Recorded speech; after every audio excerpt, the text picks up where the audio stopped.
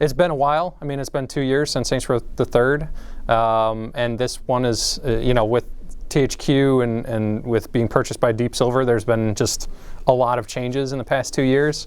But thankfully, the development of the game has been pretty stable. So it's definitely really exciting to talk to people and really to have them see what we've been doing and see these kind of three big pillars that we built the game on.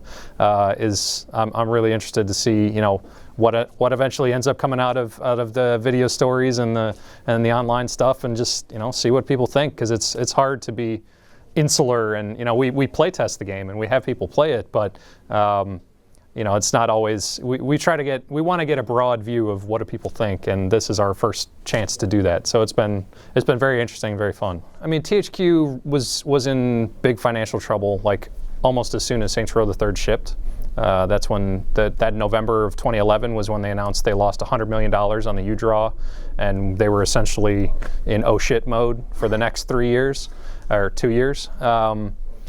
Once the bankruptcy stuff got started, there was a lot of unease, but pretty quickly things, after a couple weeks, things got figured out, and then 2 days after Deep Silver purchased us, Clements, the CEO of Deep Silver, was out and talking to us, which was great. Made people feel better about what was going on.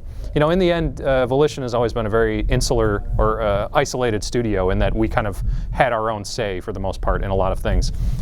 So being purchased by Deep Silver, we've been given a lot of free reign. They were kind of like, you guys know what you need to do, just go ahead and do it, and we'll support you how we can. So it's been a pretty smooth transition. No, the bankruptcy didn't affect development. The bankruptcy, I mean, if anything, once we had what Enter the Dominatrix was, we had, we could show everyone what we were working on and what we had been doing. It was pretty quick for everyone at Volition and at THQ to recognize, like, okay, we can't just rush this out the door. We need to take what's really working in Enter the Dominatrix, and we need to integrate it into Saints Row 4 and make that the project that it really needs to be. So with everything happening, that actually, like, that long-term view of we need to do what's right for Saints Row, the franchise, was always there, and so that has turned out really well for us, and that we didn't have to rush out something that wasn't finished.